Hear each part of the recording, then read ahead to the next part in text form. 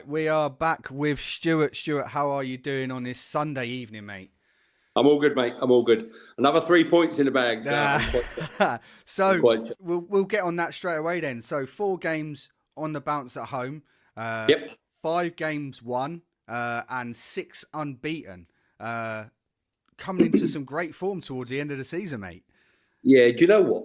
I'm not going to lie. I said 9 games out. I said to the lads, right, look, I believe that we can push for playoffs. And they, every coach thinks that they can push for playoffs. But we had the momentum. We've been playing well.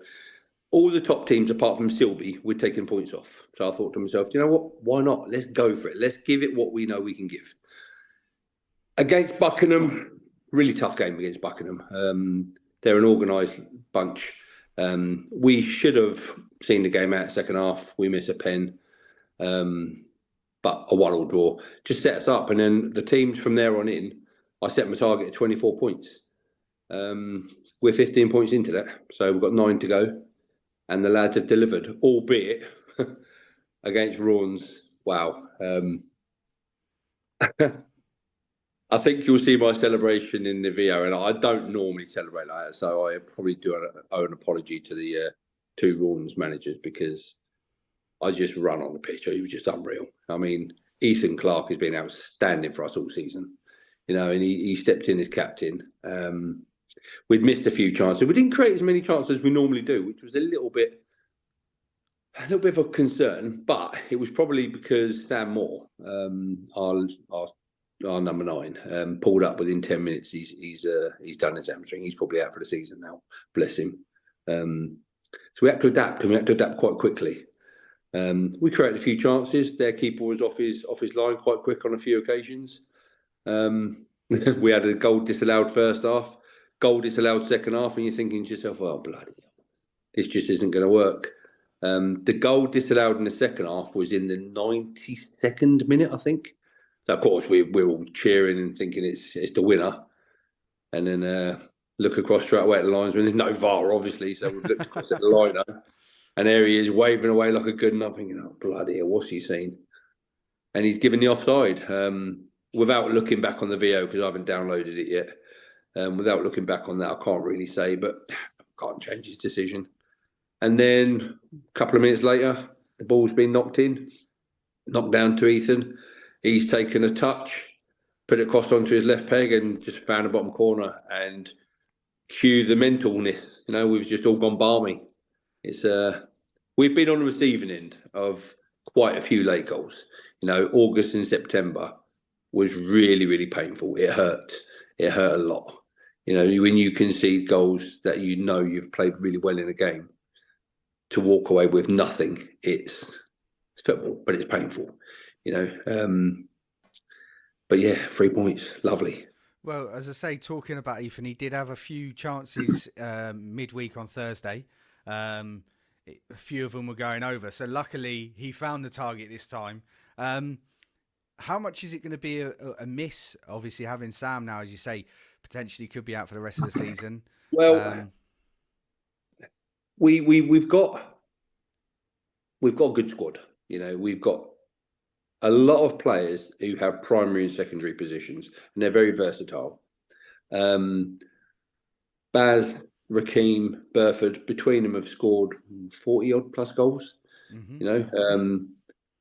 None of them have played through the middle. Burford every now and then goes through the middle, but we'll adapt. We will adapt. We've got Rushden on Tuesday night, which is going to be another tough game.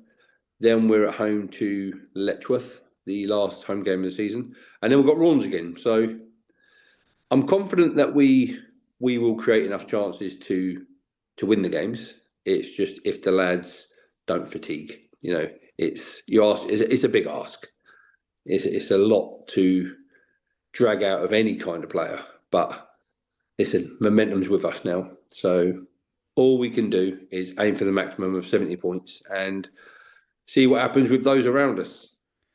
How important do you feel it's to you guys now? Obviously, the 3 remaining games, you've played both of the guy or 2 of the teams literally the last 2 games. How important do you think it is to go into the games knowing that you have beaten them, that they are beatable, and that you do have the pedigree to do it. How key do you think, or do you think that's going to play into your hands at all? It's a tough one because I believe that we can go into every single game and be a match for any team in the league. And we've done that, against Silby, who, like I said in the previous recording, Silby the only team that we've not taken points off this season. But Silby scored in the 94th and 97th minute against us when we were 2-1 up. So we understand the pain that it feels from that, and we understand we can score goals against anyone. So against Rushden, Letchworth and Raunds, yes, we've beaten them, but they're fighting for survival, so they're going to give everything they've got. We're fighting to see if we can get into a playoff position, albeit it's out of our hands. So we'll give everything we can, and listen, the footballing gods will decide, won't they? At the end of the day, if we get to 66 points, we've doubled last season's tally. The cohesion that we now have within the squad and the players' attitude and aptitude has just been exemplary. So if I can keep these boys together, maybe make a couple of additions, then there is no reason why we cannot push on and have a very, very good season next year. That's the plan. So, just obviously saying your idea is to try and double the tally or points tally from last season. Yep. What do you feel has changed from last season to this season? That's easy. That's an easy one. So last season, when we first came into the club, we adapted the formation to suit the players that we had.